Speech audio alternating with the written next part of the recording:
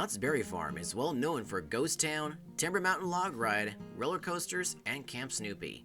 Before all of this, there was the Walter Knott Berry Stand and Mrs. Knott's Chicken Dinner Restaurant. With the wait time exceeding over 3 hours, Walter Knott needed something to keep the guests occupied. In our previous video, we talked about the Rock Garden, the official first attraction of Knott's Berry Farm. Built in 1938, it still exists to this day, being over 80 years old. However, this one attraction wasn't enough. He needed more. First off, he constructed an erupting volcano along the north side of the restaurant. This was to cover up an exposed water pipe.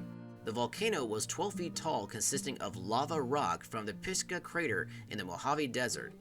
In the late 50s and early 60s, a red devil was seen inside a large wooden box, cranking away, making sure that it stayed on and kept erupting. This display was around for years. However, in 1999, with the opening of Ghost Rider, Knott's first wooden roller coaster, the volcano was removed to make way for the long line or queue. A lot of fans were upset by this, but it had to be done.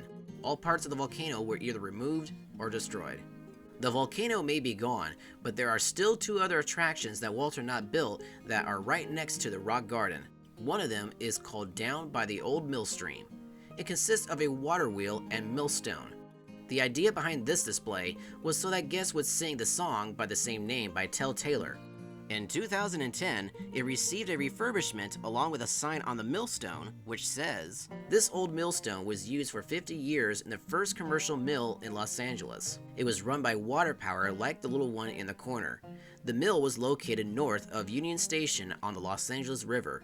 The stone was made in England and brought here by boat around Cape Horn. My mother's family settled in the San Gabriel Valley in 1868.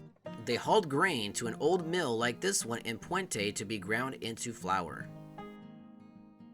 Just across from the mill is the George Washington Fireplace. This set was designed to give you an idea as to how George Washington's home fireplace from Mount Vernon would have looked in the late 1700s. It is said that Walter Knott liked the fireplace so much during a visit that he decided to replicate it. On the fireplace, there is a sign which says, "During a trip east, we, the Knott family, visited Mount Vernon and saw Mr. Washington's fine old fireplace." You can see vintage as well as replica artifacts that belong to the first president of the United States. It is no lie that Walter Knott loved U.S. history. It played a major part in the future expansion of his Berry Place. Even though guests were entertained by the Rock Garden, erupting volcano, mill stream, and fireplace, it still didn't subtract the number of guests coming to the restaurant. In fact, it did the exact opposite. Their success with the restaurant and boysenberries was spreading throughout the nation. Walter Knott decided it was time to start thinking big. His next big project was about to begin.